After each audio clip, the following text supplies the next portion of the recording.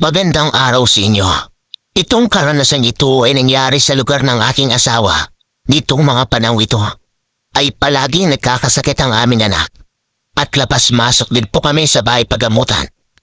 Napagpasya namin ang aking asawa na dalhin ang anak namin sa isang magaling na manghihilot sa kanilang baryo. Maliban dito ay balak naming magbakasyon doon ng isang buwan para na rin makalanghap ito ng sariwang hangin. Magmula nung tumira kami sa bahay ng mga magulang ng aking asawa, ay napansin namin na unti-unting bumalik ang dating sigla ng aming anak at minsan na lang kung umiyak tuwing gabi. Unti-unti ring nawala ang kanyang kubo at sipon at nung una, inisip namin na baka preskang hangin lang ang kailangan ng aming anak. Makalipas ang ilang linggo. Tuwing gabi, ay nagsimula kaming makarinig ng mga kakaibang tunog at papalik-balik na rin ang kanyang lagnat. Umiiyak na rin siya tuwing madaling araw. Ay alapis ang aming pagtataka noon. Isang gabi, habang kami kumakain ng hapunan, ay bigla na lamang umiyak ang aming anak. At nang tanungin namin siya kung saan ang masakit, agad naman niyang itinuro ang kanyang ulo. At umiikot daw ang kanyang paningin. Nang hawakan ko ito, ay naramdaman ko na mainit ang kanyang katawan. Akala ko magiging maayos ng lahat. Bakit bumalik pa? Tanong ng aking asawa habang napapailing. Oo nga naman, sagot naman ni nanay. O siya, ubusin niyo ng pagkain at tayo ay pupunta ulit sa manghihilot. Sagot naman ni tatay. Ito yung mga magulang ng aking asawa. Pagkatapos nga namin kumain, ay kagat kong binalot ang anak namin sa makapal na humot. Nang sa ganon, ay hindi ito lamigin. Maya-maya lang, ay nagsimula na kaming maglakad papunta sa bahay ng manghihilot. Tatawagin na lang nating Aling Sita. Hindi pa man si Mrs. pinapanganak, ay tanyag na daw ito sa kanilang baryo. Pagdating sa hilot, ay talagang magaan ang kanyang mga kamay. Napapagaling niya ang mga batang mayroong bali sa katawan.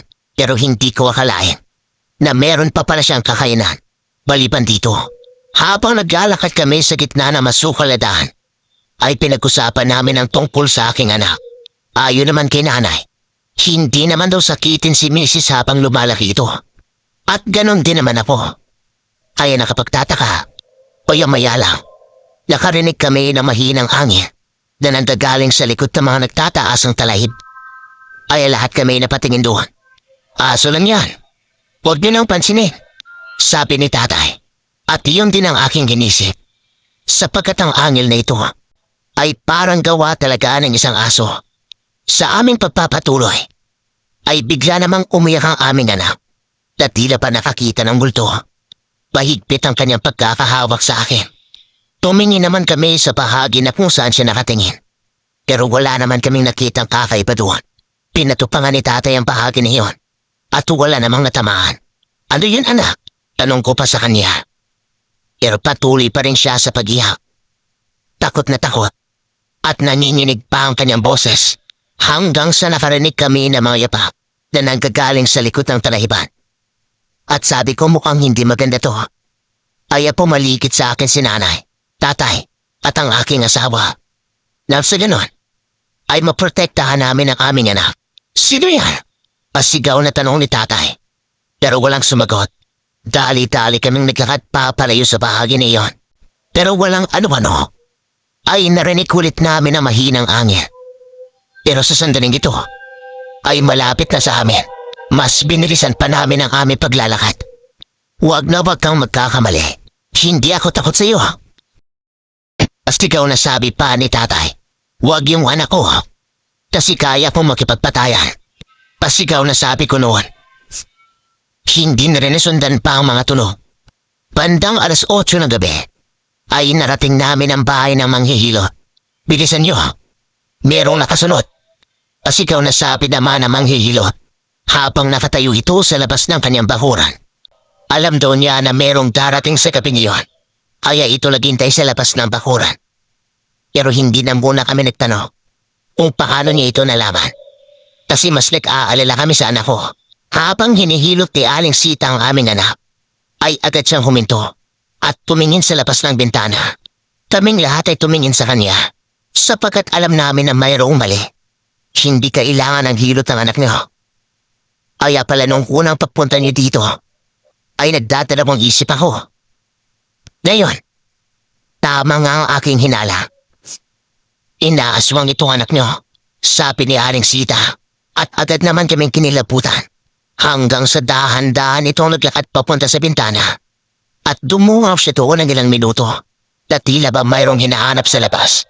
Hanggang sa nagtanong ito, kung kailan nagsimulang magkasakit ang aming anak. At sabi ko naman, nagsimula nung mag-iisang taong gulang ito.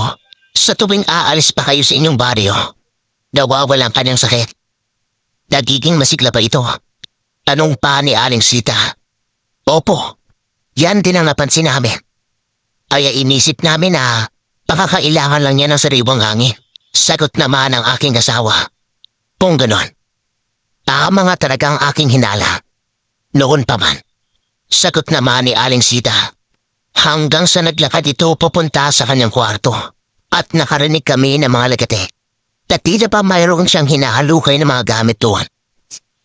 At sa kanyang paglabas, ay mayroon na siyang hawak na maliit na bote at isang punyal na mayroong mga nakaukit na salita. Pero alam kong hindi sa lingkuhain natin. Ang punyal na ito ay galing pa sa lolo ng aking lolo na nananalaytay sa lahi namin ng isang kakayahan na kami lang ang nakakaalam. Kaya dito na muna kayo. Hawakan mo ng maikpit ang anak mo. Kasi gustong gusto siya ng aswang. Dagdag pa ni Aling Sita at agad siyang lumabas ng bahay. Mahigit kalahating oras kaming nakikiramdam sa paligid at tanging mga yapak lang ni Aling Sita ang aming natidinig. Walang ano-ano ay narinig namin siyang nagsasalita doon sa likod ng bahay. Kaya pumunta naman kaming lahat doon sa kusina at mula sa mga siwang ay doon kami nakatingin. Nakita namin na nagsasalita ito sa harap ng mga nagtataas ng talahib. Natija pa mayroon siyang kinakausap sa likod ng talahiban. Medyo hindi nga lang namin natitinig ang kanyang mga sinasabi sapagkat medyo malayo ito mula sa amin at ito palang ano-ano ay nakakita kami ng malaking aso na tumakbo papalayo. Parang anino lamang ito kung titignan sapagkat kulay itim ang kanyang balahibo.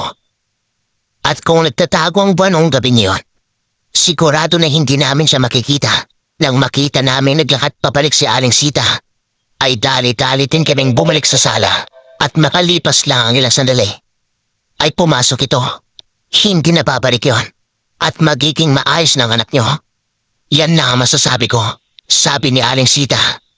At hindi nagtagal, ay bumalik ito sa kanyang kwarto. At sa kanyang paglabas, ay mayroon na itong hawak na kwitas. At sabi niya, ipasuot daw namin ito sa aming anak. At tumango naman ako. Aling Sita, hindi mo na pa hihilutin ang anak namin. Tanong ko pa sa kanya noong sandaling iyon.